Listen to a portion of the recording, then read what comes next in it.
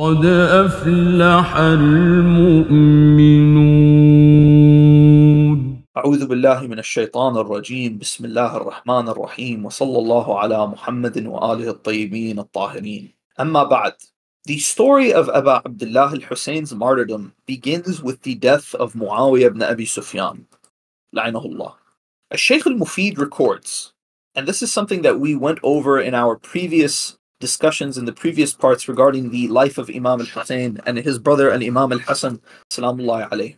The Shia of Iraq, when Imam al-Hasan al-Mujtaba passed away, many of them began to make arrangements and they began to write to Imam al-Husayn, trying to convince him that he must do something to remove Muawiyah.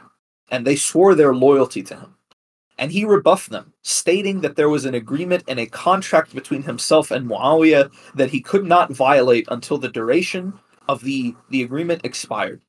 And so when Muawiyah died, he would investigate this issue. And see our lectures regarding the treaty of Imam al-Hasan and Muawiyah, as well as the life of Imam al-Hasan and Imam al-Husayn for more details on this. Now, Ibn Sa'd, Abu Hanifa al-Daynawari, and al-Tabari all mentioned the following. They record that Yazid ibn Muawiyah was not present when his father Muawiyah died. Muawiyah died in Damascus, but his son Yazid was not there. So Muawiyah dictated his final will and testament to his son through Muslim ibn Uqba, la'inahullah, the man who would later infamously attack Medina under Yazid, and al-Dhahhak ibn Qais al-Fihri, who was one of Muawiyah's most loyal and most ferocious military commanders. The will of Muawiyah to his son Yazid read as follows. Tell Yazid my testament. Pay attention to the people of the Hijaz, for they are your root. Honor whomever of them should come to you, and take care of whomever is absent. Pay attention to the people of Iraq. If they ask you to dismiss one of their officials every day, do so. For I would rather have a governor be dismissed than for 100,000 swords to be unsheathed against you. Pay attention to the people of Syria, for they are your entourage and your leather bag. If something should befall you from your enemy, be victorious through them. When you are successful with them, return the people of Syria to their land. For if they should stay in another land other than their own, they would take on other characteristics other than their own. I only fear 3 persons of Quraysh: al-Husayn ibn Ali, Abdullah ibn Umar, and Abdullah ibn Zubayr. As far as Ibn Umar is concerned, he is a man whom religion has overwhelmed, so he will not ask anything from you. As far as al-Husayn ibn Ali is concerned, he is an insignificant man, and I hope that Allah would protect you from him by means of those who killed his father and deserted his brother. He has close kinship, a great claim, and is a relative of Muhammad sallallahu alaihi wasallam. I don't think the people of Iraq would leave him alone until they make him rebel. If you should overpower him, pardon him, for if I were his master, I would pardon him. As far as Ibn Zubayr is concerned, he is a heaving reptile. So if he appears to you, stick to him unless he asks for peace from you. If he does, then accept it and spare the blood of your folk as much as you can. And then Muawiyah, la'inahullah, died on either the 1st of Rajab or the 15th of Rajab. There's a difference of opinion in the sources, in the year 60 after Hijrah. And he was succeeded as the ruler of the Umayyad state by Yazid ibn Muawiyah. When Yazid took the throne, his governor of Medina was al-Walid ibn Utbah ibn Abi Sufyan, Yazid's cousin and the nephew of Muawiyah. The governor of Kufa was al-Nu'man ibn Bashir, who was the son of the first of the Ansar to break rank and to pledge allegiance to Abu Bakr, and he was an enemy of Amir al-Mu'mineen, salamullahi alayh. The governor of Basra was Ubaydullah ibn Ziyad ibn Marjana, la'inahullah, and the governor of Medina was Amr ibn Sa'id ibn al-As. Now, when Yazid ascended the throne, he wrote a letter to his governor of Medina. And this letter is recorded by Ibn Sa'd and by al-Daynawari as well as al-Tabari. We read the following, and I will quote, and by the way, when we mention these sources, the reason why we're not putting all of them up on the screen for you is because they all say the same thing, and because most of there are minor wording differences, but we're using Tabari for our brothers and sisters who may not be able to read Arabic or may not be able to understand the Arabic scans. So, but keep in mind, all of these sources mention virtually the same thing.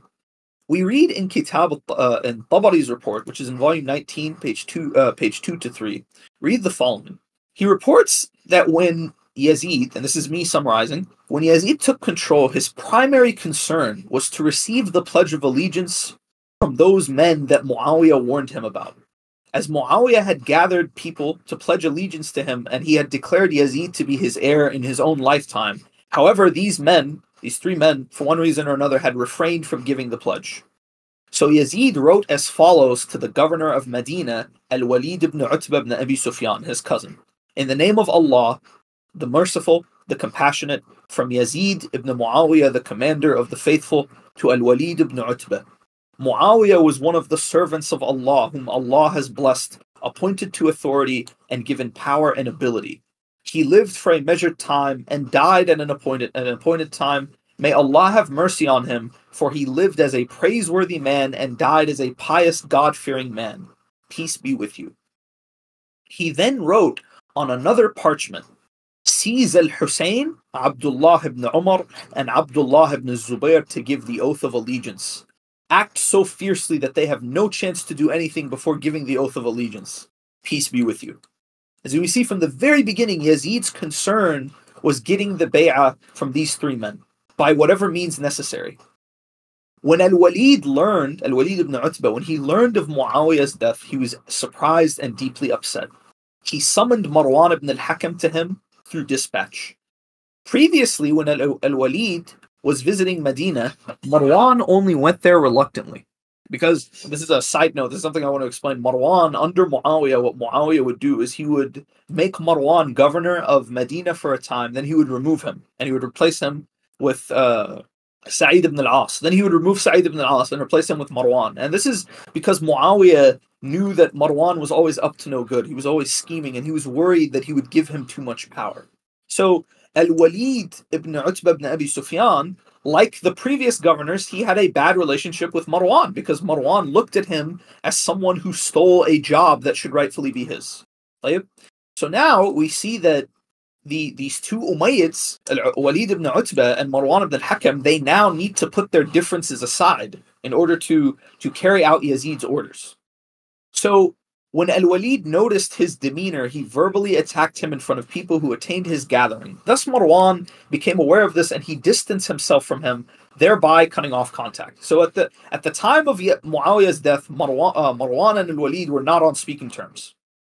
However, when news of Muawiyah's death reached al-Walid, he sent a message to Marwan calling him to come to the palace immediately and to advise him on what to do next. Marwan advised that al-Husayn and Ibn Zubayr must be made to pledge allegiance immediately. And as for Abdullah ibn Umar, he was a weak, sniveling man who had no interest in politics. So you don't need to worry about him. Ibn Sa'd al-Daynawari and al-Tabari, and again we're quoting Tabari's account here, in Tarikh al-Tabari volume 19, page 3-4, he reports as follows. He reports that al-Walid sent Abdullah ibn Amr ibn Uthman, the grandson of the Umayyad Khalifa, who was a young boy at the time, to al-Husayn and Ibn Zubayr. He found them sitting in the mosque and he told them to respond to the summons of the governor. They told him that they would go and they would be coming. So al-Husayn alayhi salam and Abdullah ibn Zubayr were sitting in the mosque, and this young man comes to them, tells them the governor wishes to speak with you. And so al-Husayn and Ibn Zubayr immediately recognize that something is going on. Right? So we read, report tells us, Ibn Zubayr pointed out that al-Walid's calling to them at such a time was unusual, and that he could have called for them when he was in the mosque himself. So al-Husayn said, and this is very, very important, I have been wondering, in my view, their despot has perished. Their taghiyah, their tyrant, has died. This is Imam al-Husayn clearly saying his view of Muawiyah. And he has sent for us to get the oath of allegiance from us before news spreads among the people. I do not think it can be anywhere else. So Imam al-Husayn immediately recognized what was happening here. He says he's trying to get us into the palace so he can force us to give bay'ah. So Ibn Zubayr asked, what do you intend to do? Al-Husayn said, I will gather my servants, my entourage, immediately and go to him. When I reach the door, I will make them wait there and I will go in to see him. As Imam al-Husayn is telling Ibn Zubayr, I'm not afraid of him. I'm going to go talk to him. If he tries something, I'll have my servants, my entourage with me. So Ibn Zubayr commented, I fear for you if you go in. Al-Husayn alayhi salam replied, I would not go to him unless I were able to resist him. So Al-Husayn alayhi salam gathered his mawali and his household, and they walked until they arrived at the gate of Al-Walid's palace. And Al-Husayn said to them, I'm going in. If I call you or you hear his voice being raised, all rush together to me. Otherwise, do not leave until I come out to you. Now we continue the narrative here. We go to Ad-Daynawari, At-Tabari, and Al-Baladri. They all report the following. They report, and again we are quoting Tabari's version, and this will be on page, see here, on volume 19, page 4 to 6. We read as follows. And I want to highlight some things. I want to do a bit of explaining here. It says when Al-Husayn entered, and I want you to pay attention to the intellect, the cunning of Imam Al-Husayn salamullah alayhi in this situation, the way he handles himself. So the report says he went in and he greeted Al-Walid as the governor, and Marwan was sitting with him. Al-Husayn alayhi salam said, as if he did not harbor any suspicions about Muawiyah's death, fostering relations is better than severing them. May Allah reconcile you both. So Imam Al-Husayn comes in, he knows he's in enemy territory. So what does he do? He pretends he doesn't know about the death of Muawiyah. And he sees Marwan and Al-Walid together. He knows these two have been feuding. So what does he say to them? He says, MashaAllah, you two have made up, Alhamdulillah. May God reconcile you both. Right? So Al-Walid gave him the news of Muawiyah's death. And Al-Husayn alayhi salam said, Inna lillah wa inna ilayhi raji'un. And so in the report of Al-Tabari, he reports the following. He says that Imam Al-Husayn said, may Allah have mercy on Muawiyah and increase your reward. طيب? A lot of the Mukhalifeen like to point out this report. It's a very, very interesting report here. A lot of Mukhalifeen like to point out this report. So you see Al-Husayn loves Muawiyah. You see Al-Husayn loves Muawiyah. Wait a minute. Why don't you read the earlier part of the report where he tells Ibn Zubayr their Taghiyah has died? When you look at the context of this report, you can clearly see that Imam Al-Husayn salamullah alayhi was using taqiyya, or he was using tawriyah. He was deceiving his enemies. Correct? Why don't they ever quote the first part of the report where Imam Al-Husayn says that Muawiyah is a tyrant, that he is a despot? And then we see at the end of the report that Al-Husayn says something to these people and that he does not, we would say, adhere to what he said. Right? The report says that then Al-Walid read the letter of Yazid and ordered that Al-Husayn pledge allegiance. So Al-Husayn alayhi salam said, I do not see that my pledge of allegiance to Yazid in private would be sufficient. Wouldn't you prefer me to give it in public so that the people are aware? So Al-Husayn salamullah alayhi, now we see once again that Al-Husayn knows exactly what he's doing. He says to Al-Walid, wait a minute, I can't pledge allegiance here in the middle of the night? Don't you want me to give bay'ah in public so that everyone knows that Al-Husayn has submitted to Banu Umayyah? So Al-Walid agrees. He says, indeed. So, see what you think about that in the morning, Al-Husayn suggested. So Al-Walid said to him, go then in the name of Allah, but come to us when the people gather. Al-Walid replied. We see the reason why Al-Walid we're going to see in a bit, why Al-Walid was acting this way with Imam Al-Husayn is because he was afraid of Imam Al-Husayn. He did not want to confront Imam Al-Husayn. Salamullah alayhi. So when Imam Al-Husayn is giving him a way out, he says, let me go for now and we'll think about giving you bay'ah later. He's okay, fine, whatever. But Marwan, on the other hand, ever the hypocrite and the fitna monger that he is, he opens his mouth and he says, by Allah, if Al-Husayn leaves you now without giving the pledge of allegiance, you will never have the same power over him until there is a great number of slain men between you and him. Imprison the man and don't let him leave until he has paid homage to Yazid or you have him executed. At this, Al-Husayn alayhi salam stood up and said, Ya ibn al-Zarqa, would you or he kill me? By Allah, you are a liar. So Imam Al-Husayn says, Ibn al-Zarqa, who's going to kill me, you or him? And with that, Al-Imam Al-Husayn salamullah alayhi left the palace, accompanied by his retainers until he reached his home. And so Marwan said to Al-Walid, you disobeyed me. And Al-Walid replied, and he said to him, by Allah, he will never give you the same opportunity again. Then blame someone other than yourself, Marwan. Al-Walid replied to him. Indeed, you had chosen for me something which would have involved the destruction of my own faith. By Allah, I would not want all the worldly wealth and dominion which the sun rises and sets over, if it involved killing al-Husayn. Glory be to Allah, should I kill al-Husayn because he said, I will not swear allegiance? By Allah, I do not think that on the day of resurrection, a man who is responsible for the blood of al-Husayn being shed will weigh little in the scales of Allah. If this is your opinion, then you have acted correctly, replied Marwan, and without commending him for his view. Ibn Sa'ad reports, and this is in Kitab al-Tabaqat, he summarizes this. He does not go into all these details about the conversation between them. He goes over the fact that al-Husayn was summoned and that Marwan had wanted to kill him or to force him to give the bay'ah and to use violence if necessary. But this report mentions something important, is that al-Husayn salamullahi alayh insulted al-Walid, and so al-Walid insulted him back, and so Imam al-Husayn salamullahi alayh, he grabbed al-Walid and knocked his turban off of his head. So when al-Husayn did this to him and al-Husayn left, al-Walid ibn Utbah said, we did nothing but arouse a lion in Abi Abdullah. The report further tells us that when he went back to his house, his wife said to him, is it true that you insulted al-Husayn? So he said to her, he insulted me first. So his wife responded to him, so what if he insulted you? How dare you insult him back? If he insulted your father, would you insult his father as well? So his wife is telling him, who do you think you are, speaking to the grandson of the Prophet sallallahu alaihi wasallam in this way. And this report can be found in Tabaqat ibn Sa'ad, volume 6, page 424. As for Abdullah ibn Zubayr, and I'm not going to read over the reports regarding Abdullah ibn Zubayr because we'll save that for his bio one day, inshallah, if we have the time. As for Ibn Zubayr, when he was summoned to the palace, unlike al-Imam al-Husayn, who went in and confronted his enemies and then left, Abdullah ibn Zubayr did not come when they summoned him to the palace.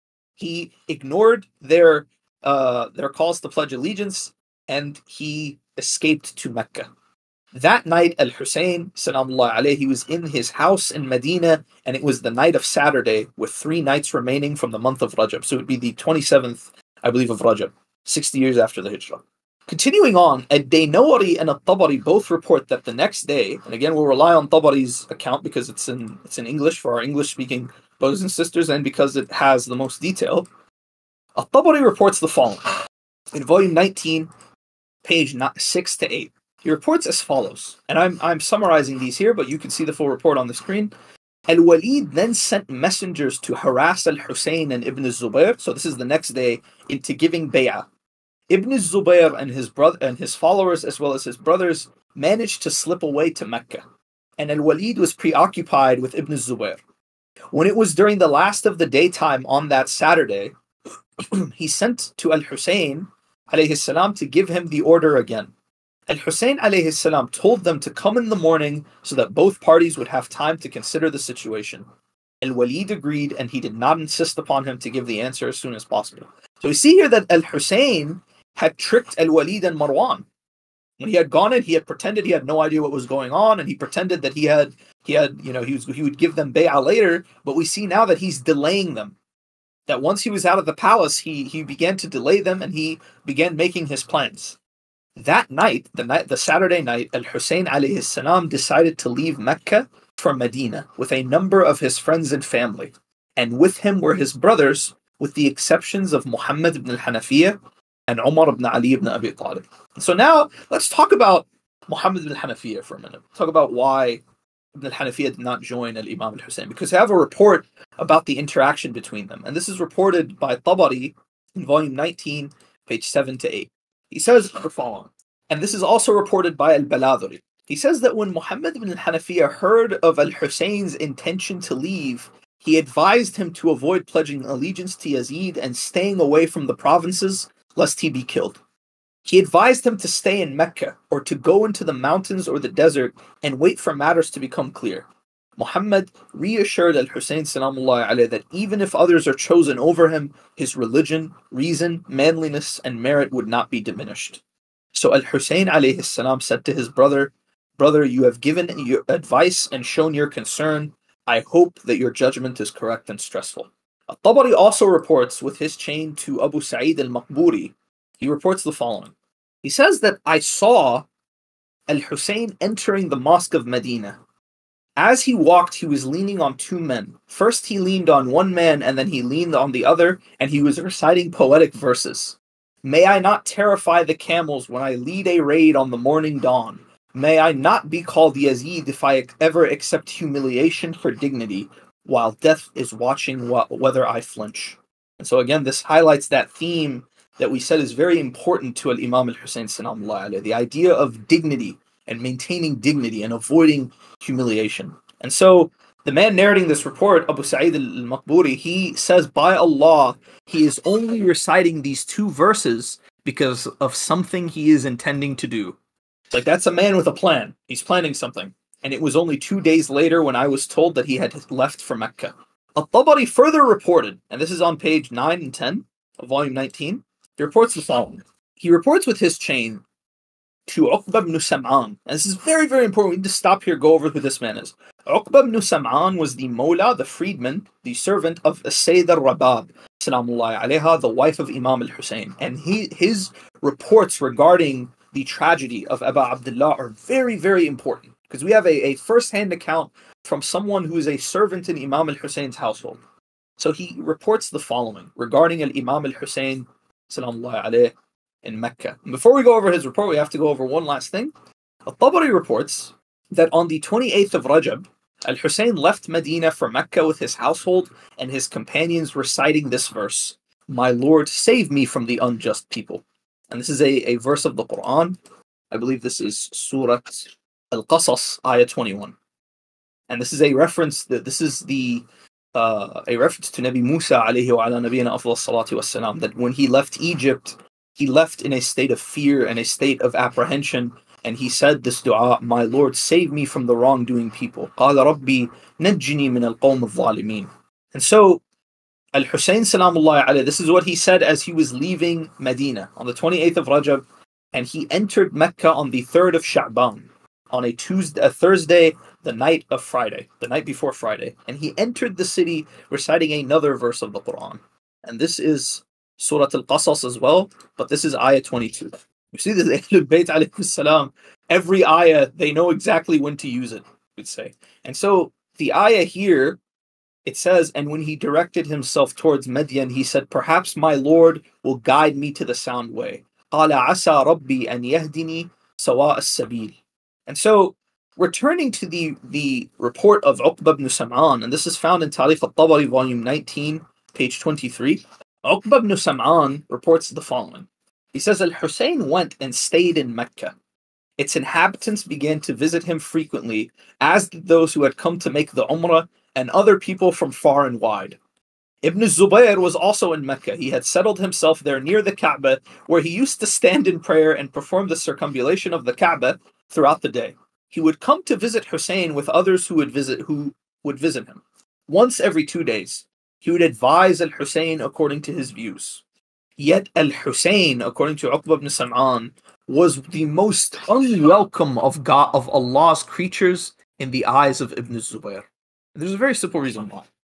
Because he realized that the people of Hijaz would not give the oath of allegiance to him and follow him as long as al-Husayn was in the town. In their eyes and hearts, al-Husayn was greater and more capable of commanding the people's obedience than he. And this report is corroborated by Abu Hanifa al-Daynawari in Kitab al-Akhbar al-Tiwal. Kitab al-Akhbar al-Tiwal, page 338. And I want to stop here. I want to comment on this really quickly. This is a very interesting analysis of Ibn Zubayr. I know our discussion is about Imam al-Husayn, but I want to highlight an important parallel. If al-Husayn salamullahi alayhi, if his intention with all of this had been dunya, if you want to know what would Husayn look like if he was a man of dunya, look at Abdullah ibn Zubayr. Abdullah ibn Zubayr, his title and his lineage and his pedigree is not as high as Abu Abdullah al-Husayn's, but he still has that fame. His father had left him quite a legacy. He was the nephew of Aisha, he's the grandson of Abu Bakr, but no one cares about him as long as al-Husayn is in Hijaz, correct?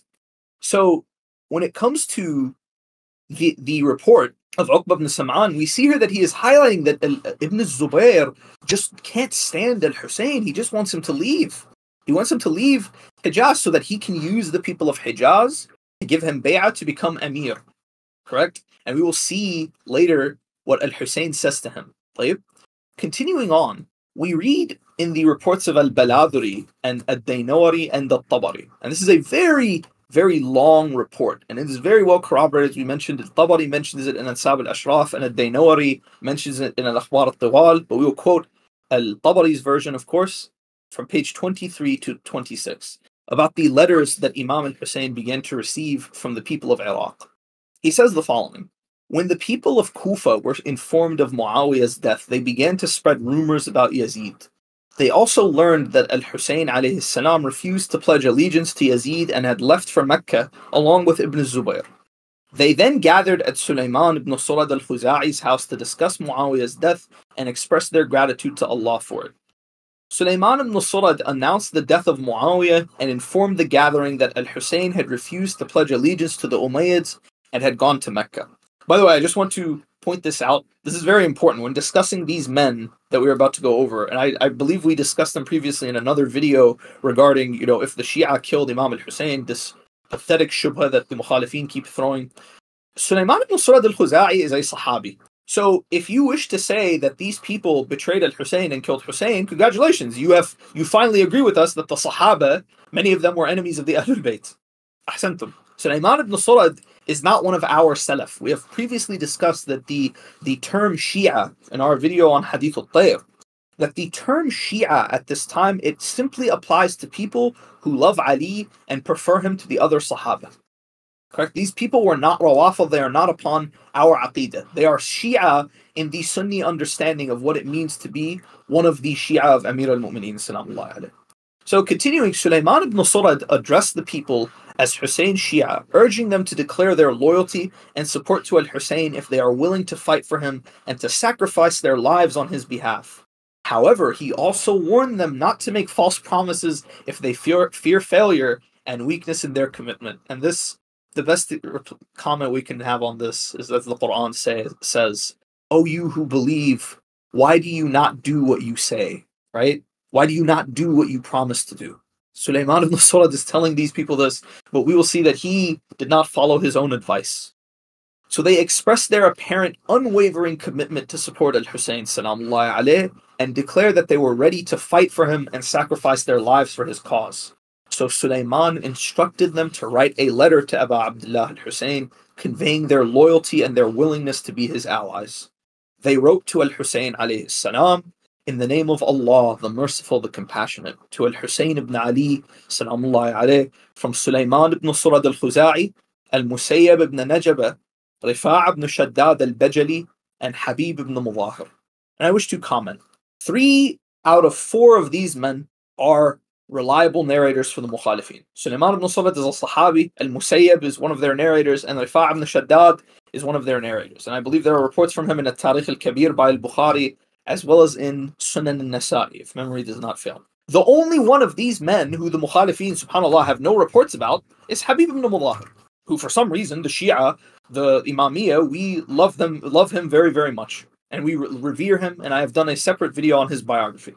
And the believers and Muslims of his Shia among the Kufans, peace be upon you. We praise Allah before you other than whom there is no deity. Praise be to Allah who has broken your enemy, the obstinate tyrant who has leapt upon this community, stripped it of its authority, plundered its fate, and seized control of it without its consent.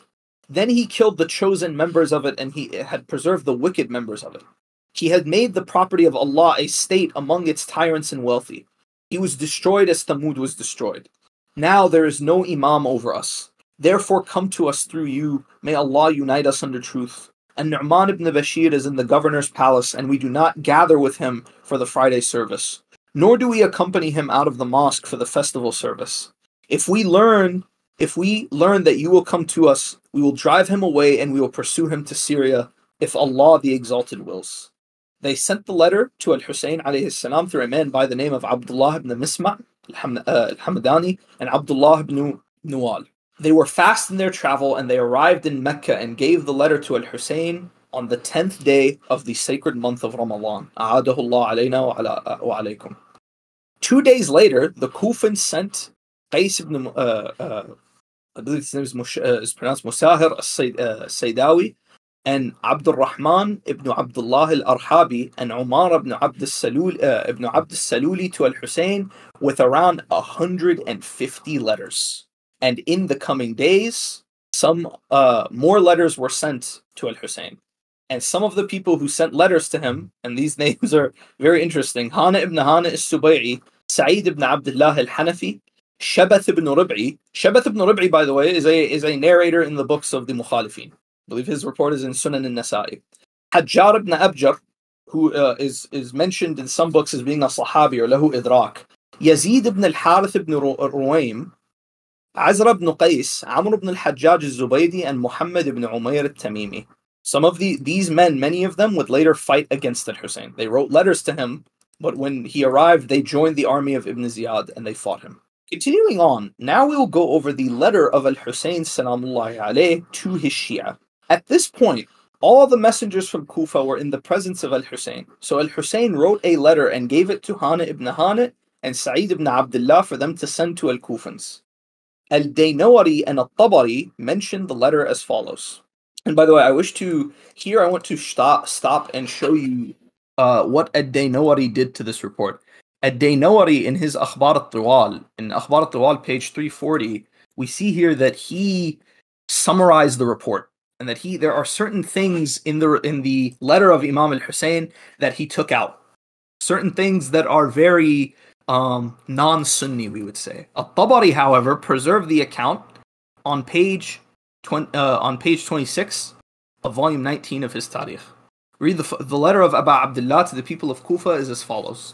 In the name of Allah, the Merciful, the Compassionate, from al-Husayn ibn Ali, salamullahi alayhi, to the groups of the believers and the Muslims. Hana and Sa'id have brought me your letters. They are the last two of your messengers who have come to me. I have understood everything which you have described and mentioned. The main statement of your great men is that there is no Imam over us. Therefore, come through you, may Allah unite us under truth and guidance. I am sending you my brother, Muslim ibn Aqil, who is my cousin and my trustworthy representative from my household. If he writes to me that the opinion of your leaders and of the men of wisdom and merit among you is united in the same way as the messengers who have come to me have described, and as I have read in your letters, I will come to you speedily, Allah willing. For by my life, what is the Imam except one who judges by the book, who upholds justice, who professes the religion of truth, and one who dedicates himself to the essence of Allah, subhanahu wa ta'ala, wassalam. Al-Tabari further reports, and this is on the next page, on page 27, we see the following.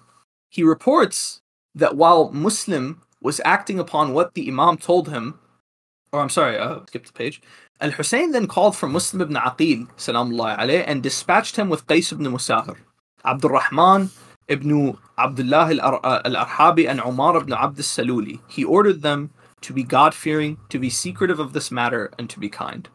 Now we'll go over one last report, inshallah, and then we will end this session. Ad-Dinawari and al-Tabari also report, and this is on in Tarikh al-Tabari, volume 19, page 31 to 33. They also report the following. A letter that Aba Abdullah sent to the people of Basra. As in, he wrote a letter to the people of Kufa and one to the people of Basra.